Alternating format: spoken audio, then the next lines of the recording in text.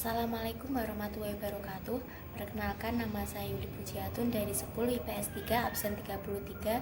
Di sini saya pembawa acara dan saya akan menyampaikan tentang peradaban Mesopotamia. Peradaban Mesopotamia dengan kondisi alamnya yaitu Mesopotamia menjadi negara di Irak. Mesopotamia berasal dari kata mesos yang artinya tengah dan potamos yang artinya sungai. Herodotus menyebut Mesopotamia sebagai daratan yang terletak di antara dua sungai, yaitu Sungai Eufrat dan Sungai Tigris. Sungai Eufrat sangat merupakan berkah bagi Mesopotamia saat musim hujan. Sungai Eufrat dan Tigris sering menimbulkan banjir dan lumpur yang diluapkan kedua sungai tersebut menyebabkan tanah di Mesopotamia menjadi subur. Suburnya tanah Mesopotamia mendorong bangsa Sumeria bermigrasi ke Mesopotamia. Di Mesopotamia, bangsa Sumeria membangun kota yang besar dan kukuh dan bahan dengan lumpur serta tanah liat. Kota yang dibangun bangsa Sumeria adalah lain kota Ur, Uruk, Lakish, dan Nippur.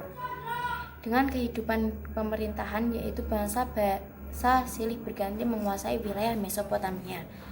Bangsa-bangsa tersebut antara lain bangsa Sumeria, Semit, Amorid, Asiria, dan Persia. Bangsa Sumeria mendirikan kerajaan di dekat muara Sungai Eufrat dengan ibu kota Ur. Kekuasaan tertinggi dipegang oleh seorang pendeta raja yang disebut Patesi. Bangsa Sumeria telah mengenal huruf yang disebut hieroglif atau disebut hurufnya berbentuk seperti huruf paku.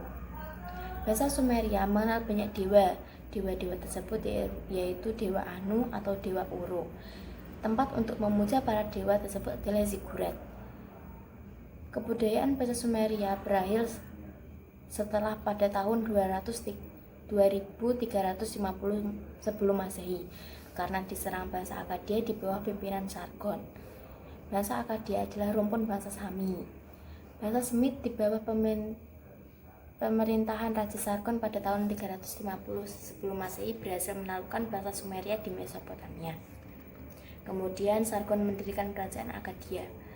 Menurut Samuel Noah Kramer dalam buku Abad Besar Manusia, Tempat Lahir Peradaban, Sargon adalah salah satu tokoh bermuka dari dunia kuno.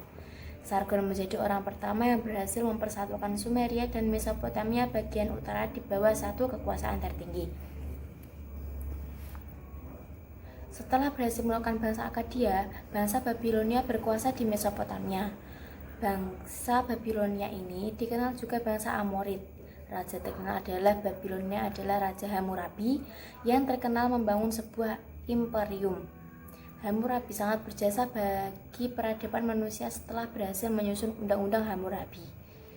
Kodeks Hammurabi terdiri dari 285 pasal yang membuat hukum pidana, perdata, hak milik, utang piutang, perkawinan, dan perdagangan.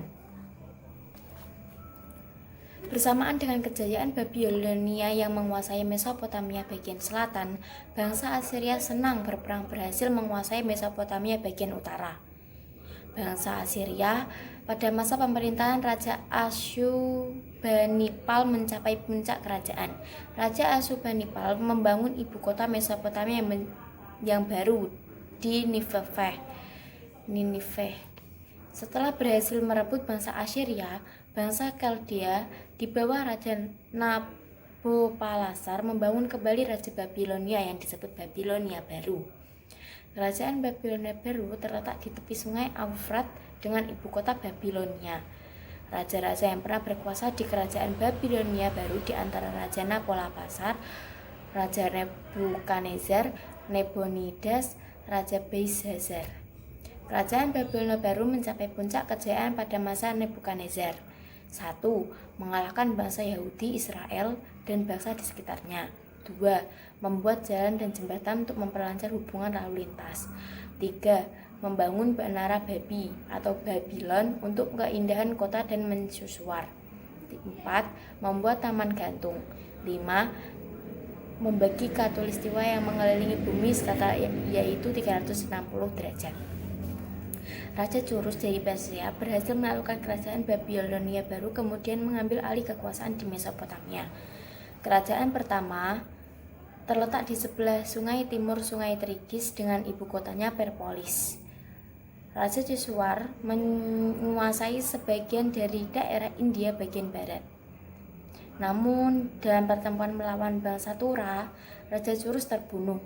Ia kemudian diganti oleh anaknya bernama Cabisas. Raja Cabisas berhasil mengembalikan ketentraman dalam negeri Persia, bahkan pada tahun 520 Masehi, Cabisas berhasil menaklukkan negara Mesir. Istana di Perpolis terkenal karena mempunyai tangga raksasa untuk memasuki istana tersebut. Keberhasilan yang dicapai Raja Dirus adalah sebagai berikut. 1. Membuat jalan yang menghubungkan antara Perpolis dan daerah-daerah sekitarnya. 2. Wilayah kerajaan dibagi atas 200 kestrapi yang masing-masing dikepalai oleh seorang wali negara yang disebut kastrat. 3. Pemerintahan bersifat desentralisasi. Kehidupan ekonominya yaitu bangsa Sumeria menggunakan timbal yang dipasang pada batu kayu panjang yang diberi pemberat. Alat tersebut sangat efektif untuk menaikkan air dari sungai ke penampungan yang lebih tinggi. Kehidupan sosial budaya dan kepercayaannya yaitu mengenal sistem pembagian kerja dan sistem pemerintah. Bangsa Sumeria